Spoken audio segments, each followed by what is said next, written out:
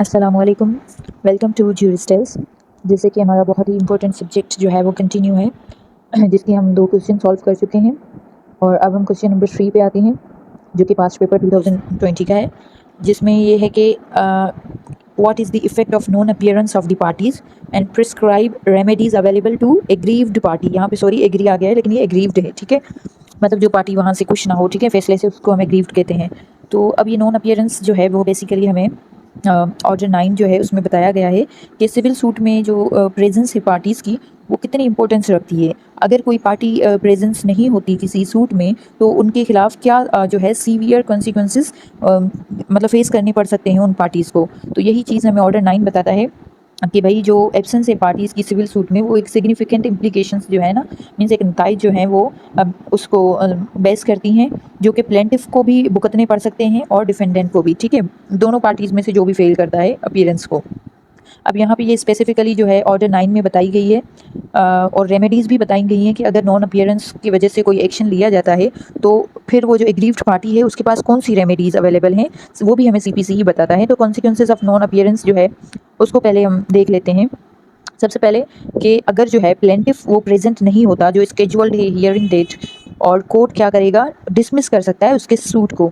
या फिर उसको जो भी सही लगता है कोर्ट को, वो उसमें फैसला दे सकता है। अब ऑर्डर 9 रूल 3 जो है वो हमें बताता है कि एब्सेंस जो है वो प्लेंटिफ और डिफेंडेंट के बारे में, कि अगर इफ़ द प्लेंटिफ और the defendant is not present, ठीक है, जबकि सूट कॉल किया जाता है कोर्ट में, तो सूट डिसमिस हो सकता है। ये रूल 3 हमें बताता है। और अब रूल 8 जो है वो हमें बताता है कि अगर ऐसा हो कि प्लेंटिफ तो प्रेजेंट हो लेकिन डिफेंडेंट तो प्रेजेंट हो लेकिन प्लेंटिफ एब्सेंट हो, तो इस सूरत में क्या होगा।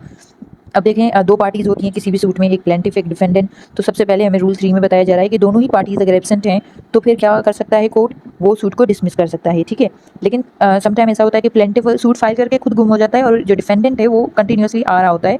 तो इस सूरत में क्या मतलब कोर्ट के पास पावर है कि वो क्या कर सकता है। तो यही बताया जा रहा है ऑर्डर 9 रूल 8 में, कि अगर जो प्लेंटिफ है वो एब्सेंट है लेकिन डिफेंडेंट्स की अटेंडेंस है कोर्ट में, तो कोर्ट अगर चाहे तो उस सूट को उसी टाइम डिसमिस कर सकता है, या ऐसा हो कि डिफेंडेंट आए और आके जो प्लेंटिफ के क्लेम है उसको खुद से एक्नॉलेज करे, मीन्स उनको आके माने कि हाँ ये जो प्लेंटिफ ने क्लेम किए हैं ये दुरुस्त हैं। तो फिर इस केस में जो एडमिशन कर रहा है डिफेंडेंट, मतलब क्लेम्स के हवाले से, तो कोर्ट जो है जो भी उसको मुनासिब लगता है वो इशू करेगा डिग्री उस बेस पे, एडमिशन के बेस पे, ठीक है। अच्छा, अब इसमें ये बताया जा रहा है कि अगर सूट जो है डिसमिस होता है प्लेंटिफ के नॉन अपीयरेंस से, तो ये उसको एक किस्म का लॉस हो जाएगा, जो कि उसके बिना बिना सुने, मतलब जो है केस वो क्या हो जाएगा, डिसमिस हो सूट जो है वो डिसमिस हो जाएगा। अगर हम ये देखें सूट का डिसमिसल का, तो ये टेक्निकल ग्राउंड हो गया, जिसमें एक लीगल पॉइंट आ गया जिसकी वजह से हमारा सूट डिसमिस हो रहा है। लेकिन ये जो लीगल ग्राउंड है वो प्लेंटिफ को एक नया सूट फाइल करने से नहीं रोक सकता। किन सूरतों में नहीं रोक सकता, उसके मतलब कुछ कंडीशंस हैं, वो हम फिर फर्दर आगे डिस्कस करते हैं। अब नॉन अपीयरेंस जो है अगर डिफेंडेंट की है, तो फिर डिफेंडेंट पे क्या कॉन्सिक्वेंसेस आ सकते हैं वो हम देखेंगे। अगर डिफेंडेंट फेल हो जाता है अपीयर होने से, ठीक है, मतलब कि प्लेंटिफ ने जब प्लेंट फाइल की तो उसको नोटिस सर्व करने होते हैं डिफेंडेंट को, उसको आगाही देनी होती है कि आपके खिलाफ एक प्लेंट फाइल हुई है, आप आके उसका डिफेंड करें। तो वो सारी चीज़ें हो गई हैं, सब कुछ नोटिस सर्व हो गया है, उसकी जो ट्रांसपेरेंट होती है ना, वो जो TCF की ट्रांससिट्स होती हैं, या कुछ और भी होता है जो रिसीविंग होती है, तो वो सारी चीज़ें जो है ना, रिसिप्ट वगैरह, वो सारी चीज़ें कोर्ट में प्लेंटिफ ने दे दी कि भाई देखिए मैंने तो नोटिस भी सर्व करवा दिया है और प्लेंटिफ डिफेंडेंट को नोटिस भी मिल गया है। तो इस सूरत में कोर्ट जो है वो क्या करेगा कि समझेगा कि भाई जो डिफेंडेंट है उसको पता है कि उसके खिलाफ एक सूट है जो कि उसको डिफेंड करना है, लेकिन वो कोर्ट में जानबूझ के नहीं आ रहा, तो वो क्या करेगा, एक्स पार्टी कर देगा डिफेंडेंट के अगेंस्ट। अब ये एक्स पार्टी क्या होता है, एक्स पार्टी जब डिफेंडेंट नहीं आता तो कोर्ट जो है वो अलाउ करती है प्रोसीडिंग को। तो जो प्लेंटिफ है वो अपने एविडेंस प्रोवाइड करता है कोर्ट में, अपने जो भी विटनेस है, और कोर्ट उन विटनेस और एविडेंस के बेस पे जो है डिफेंडेंट के अगेंस्ट कोई फैसला देता है, तो इसको हम एक्स पार्टी कहेंगे। अब ऑर्डर 9 का जो रूल 6 है वो यही हमें बता रहा है कि अगर ये मतलब समन जो है वो प्रॉपर्ली सर्व हो चुका है डिफेंडेंट को और वो फिर भी अपेयर नहीं हो रहा कोर्ट में, तो कोर्ट जो है वो एक्स पार्टी कर देगा सूट को और इशू करेगा एक डिग्री, जो कि एविडेंस के बेस पे होगी, जो कि प्लेंटिफ ने प्रोवाइड की होंगी कोर्ट में, ठीक है। अब इसकी इम्पेक्ट क्या होगा कि जो एक्स पार्टी डिग्री है वो रिप्रेजेंट कर रही होगी एक जजमेंट को, जो कि डिफेंडेंट के एब्सेंट में दी गई है, लेकिन वो इन्फोर्सेबल ऐसे ही होगी जैसे कि डिफेंडेंट की मौजूदगी में दी गई हो, ठीक है, अनलेस के कोर्ट उसे सेट असाइड मतलब कैंसिल कर दे। अब जो non appearance of both parties है, अगर दोनों ही पार्टीज़ नहीं आ रही तो इस सूरत में क्या होगा कि कोर्ट जो है उसके पास अथॉरिटी है कि कोर्ट वो जो सूट है उसको डिसमिस कर दे। ऑर्डर जैसे कि 9 और रूल 3 में हम पढ़ के आए हैं कि कोर्ट जो है वो डिसमिस कर सकता है ऐसे सूट को जिसमें दोनों पार्टीज़ अपीयर नहीं हो रही, ठीक है। अब इसका इम्पैक्ट क्या है कि अगर डिसमिसल होता है रूल 3 के अंडर, तो वो जो है वो प्लेंटिफ को मतलब बार नहीं कर सकता, रोक नहीं सकता एक फ्रेश सूट फाइल करने से सेम कॉज ऑफ एक्शन हो। जैसे कि मैंने आपको पहले स्टार्टिंग में ही बताया था, सपोज प्लेंटिफ ने सूट फाइल कर दिया, अब वो आ नहीं रहा है, डिफेंडेंट भी नहीं आ रहा, तो जो है कोर्ट ने डिसमिस कर दिया उस सूट को। लेकिन प्लेंटिफ जो है वो सेम कॉज ऑफ एक्शन जिसकी वजह से उसने सूट फाइल किया था पहले, जो कि डिसमिस हो गया है, उसी सेम कॉज ऑफ एक्शन पे फ्रेश सूट फाइल कर सकता है। लेकिन शर्त ये है कि अगर वो जो सूट फाइल करेगा वो विद इन टाइम करेगा। विद इन टाइम क्या है वो हम रेमेडीज़ में पढ़ेंगे, ठीक है। अब रेमेडीज़ आ जाते हैं कि अगर पार्टी जो है एग्रीव्ड है, जो हमने ऊपर पढ़े हैं कॉन्सिक्वेंसेस से, तो उनके पास क्या रेमेडीज़ हैं। सीपीसी जो है वो एक लेंथी लॉ इसीलिए है क्योंकि एक लेंथी प्रोसेस इसीलिए है क्योंकि इसमें कोई भी एक्शन होता है फिर उसकी रेमेडी होती है, फिर ऐसे ऐसे चलता जाता है। तो अब हम आ जाते हैं सबसे पहले कि जो डिसमिस हुआ है सूट प्लेंटिफ के ना जाने की वजह से, प्लेंटिफ के नॉन अपीयरेंस की वजह से, तो वो जो सूट है वो अंडर ऑर्डर 9 रूल 3 और 8 में जो डिसमिस हुआ है सूट, तो उस सूट के लिए जो प्लेंटिफ है वो एक पटिशन कर सकता है, एक एप्लीकेशन दे सकता है रेस्टोरेशन ऑफ द सूट की। कोर्ट को मतलब रेस्टोरेशन की एप्लीकेशन देगा कि काइंडली आप जो है वो इस सूट को जिसको डिसमिस किया है उसको रिस्टोर करें और इसको फिर से प्रोसीड करें। ये पटिशन फाइल करने का हक इसके पास कहाँ से आएगा, ऑर्डर 9 रूल 4 से। अब इसके लिए ज़रूरी है कि प्लेंटिफ जो है एक सुफिशिएंट कॉज जो है वो बताए कि मैं क्यों अपीयर नहीं हो पाया, मैं तो अपीयर होना चाह रहा था लेकिन कौन सा ऐसा सबब आ गया जिसकी वजह से मैं नहीं आ पाया, और कोर्ट को वो सेटिस्फाई कर लेता है तो ये रेमेडी वो अवेल कर सकता है। अब ऐसा कोई कॉज नहीं हो कि भाई मेरे ना वो पैर में थोड़ी सी चोट लग गई थी तो मैं नहीं आया बस इसलिए। अब पैर की अगर थोड़ी सी चोट हुई है, मतलब सपोज कोई हल्की सी खरोच वगैरह है, तो वो तो कुछ ही टाइम में सही हो जाएगी ना, तो ये सफिशिएंट कॉज नहीं हुआ। खुदा ना खास्ता कोई बहुत बड़ा एक्सीडेंट हो गया, कोई बंदा कोमा में चला गया, कोई ऐसी कोई सीवियर मतलब हो गया, किसी सीवियर नेचर का हो कॉज, तो फिर ही वो एक्सेप्टेबल होता है कोर्ट में। अब ये जो पटिशन है वो लाजमी तौर पे 30 डेज़ के अंदर, जो सूट डिसमिस हुआ है ना उसके 30 डेज़ के अंदर फाइल करनी है, ठीक है। अगर सेट असाइड करा, अब जो डिफेंडेंट के अगेंस्ट जो आया है फैसला, एक्स पार्टी डिक्री जो आई है, अब डिफेंडेंट के पास ये रेमेडी है कि वो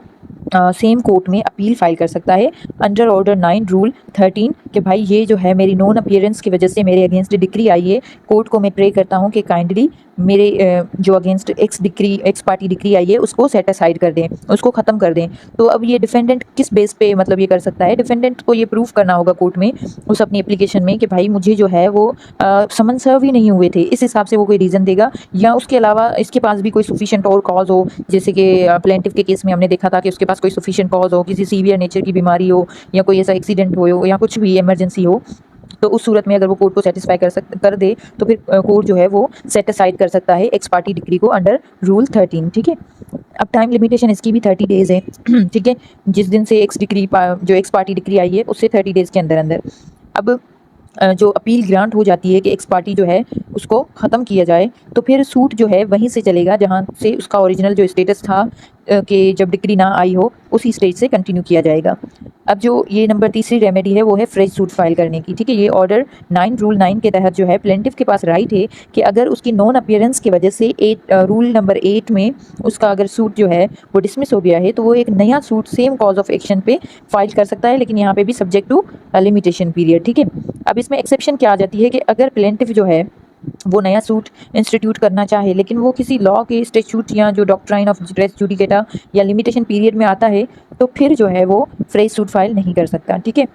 अब यहाँ पे रेस जुडिकेटा क्यों अप्लाई होगा, क्योंकि समटाइम ऐसा हो ना कि कोर्ट कहे कि ये सूट जो है मेंटेनेबल ही नहीं है तो इसलिए भी ये हम डिसमिस कर रहे हैं, तो फिर यहाँ पे रेस जुडिकेटा आ गया, ठीक है। अब इसके बाद हम आ जाते हैं 4 रेमेडी जो है वो है रिवीजन की या अपील की। अब अपील जो है या रिवीजन वो दोनों जिस कोर्ट ने फैसला दिया है उससे हायर कोर्ट में फाइल होता है। सपोज अगर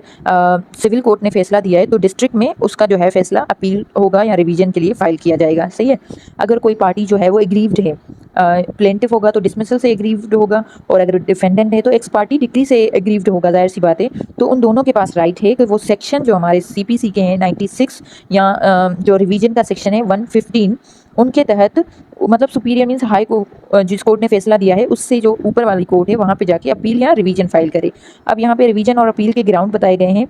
कि फैलेसीज़ हो इन लीगल एप्लीकेशन में। फैलेसीज़ जैसे कि हमने पिछले जो हमारे ईयर था, थर्ड ईयर, उसमें पढ़ा था। फैलेसीज़ बेसिकली ऐसी जो चीज़ जो दिखने में तो सही हो लेकिन वो सही ना हो, ठीक है। कोई ऐसी मिस्टेक जो कि सही लग रही हो लेकिन वो हालांकि सही ना हो, ठीक है। या फिर कोई जो एविडेंस है उसकी मिस इंटरप्रिटेशन हो गई हो कोर्ट से, तो इस सूरत में भी अपील या रिवीजन फाइल किया जाएगा। और deprivation of fair judicial proceeding के तहत भी अपील फाइल की जाएगी। अब नंबर 5 जो रेमेडी है वो है रिव्यू। रिव्यू जो होता है वो हमेशा सेम कोर्ट में फाइल होता है, ठीक है। अब ये जो पार्टी अफेक्टेड है वो रिव्यू फाइल करेगी, या तो वो डिफेंडेंट फाइल करेगा या प्लेंटिफ, जिसको भी लगता है कि मेरे साथ नाइंसाफ़ी हुई है, ठीक है। अब ऑर्डर जो है 47 वो कहता है कि अगर कोई ऐसा एरर जो है रिकॉर्ड में आ गया, या ऐसा कोई एविडेंस जो कि सब्सटेंशनल हो, बहुत ही इंपॉर्टेंट हो, जो कि जब केस चल रहा था, सूट चल रहा था, प्रोसीडिंग चल रही थी, जजमेंट तक भी वो एविडेंस मतलब नहीं आ पाया, किसी वजह से अनअवेलेबल था, लेकिन अब जो है वो अवेलेबल है, अब जो है वो पेश किया जा सकता है, तो इस सूरत में रिव्यू फाइल होगा, ठीक है। अब जो रिव्यू है वो लाजमी तौर पे सेम कोर्ट जो है उसमें फ़ाइल होगा जिसने कि इनिशियल ऑर्डर पास किया है। और जो पटिशन है वो लाजमी तौर पे सफिशिएंट कॉज होने चाहिए, जो कि criteria rule number order number 47 rule 1 में बताया गया है। मींस कोई ऐसी सब्सटेंशियल एविडेंस जो कि उस टाइम नहीं थी, या ऐसा कोई रिकॉर्ड में एरर जो कि अब सही हो चुका है, ठीक है, इस तरह से। अब कंक्लूजन पे आ जाते हैं कि जो non appearance of the party है वो, या तो अगर प्लेंटिफ नॉन अपीयर होता है तो डिसमिस हो सकता है सूट, अगर डिफेंडेंट नहीं आता तो एक्स डिक्री मतलब एक्स पार्टी डिक्री हो सकता है, ठीक है। और अगर प्लेंटिफ और डिफेंडेंट दोनों ही नहीं आते तो भी इस सूरत में कोर्ट जो है वो सूट को डिसमिस करेगा। अब सम टाइम ऐसा होता है कि किसी के पास मतलब सफिशिएंट कॉज हो, एक वैलेंट एक हम कहें एक वैलिड रीज़न हो कि वो नॉन अपीयरेंस उसकी इस वजह से हुई हो, तो इस सूरत में जो सीपीसी है उनको रेमेडीज़ भी प्रोवाइड कर रहा है कि अगर आप जो आपकी नॉन अपीयरेंस है उसका कोई सफिशिएंट कॉज है तो आप अगर प्लेंटिफ हैं तो अपना सूट जो है रिस्टोर करवा सकते हैं, अगर डिफेंडेंट हैं तो अपनी एक्स जो पार्टी है उसको इन्यूल करा सकते हैं, या अगर आप प्लेंटिफ हैं तो कोई फ्रेश सूट भी फाइल कर सकते हैं। अगर आप प्लेंटिफ और डिफेंडेंट हैं और अगर अपील और रिव्यू फाइल करना चाह रहे हैं तो वो भी आप कर सकते हैं, ठीक है। ये एक इसीलिए लेंदी प्रोसेस है। तो वैसे तो पार्टीज़ को यही मतलब कहा जाता है कि भाई आप जो है ना अपनी प्रेजेंस को लाजमी बनाएं, क्योंकि सम टाइम जो है वो अगर आपकी डिक्री या आपका जो एक्स पार्टी डिक्री है या अपील या रिव्यू जो आगे चल के हम फाइल करेंगे, वो सम टाइम ऐसा होता है कि आपको पूरा प्रॉपर जो है ना वो ग्रीवियंस जो है वो रिड्रेस नहीं करवाई जा सकते, तो इसलिए प्रेजेंस लाजमी होनी चाहिए। ये प्रेजेंस इसीलिए होती है कि कोर्ट का टाइम वेस्ट ना हो, पार्टीज़ जो है दूसरी जो पार्टी है उसको इनकन्वीनियंट ना हो, और जस्टिस जो है वो प्रिवेल करना चाहिए। तो आई होप आपको समझ आया होगा। अगर आपको कहीं पे कोई भी क्वेरी है तो आप बेझिझक कमेंट बॉक्स में पूछ सकते हैं। Thank you for watching.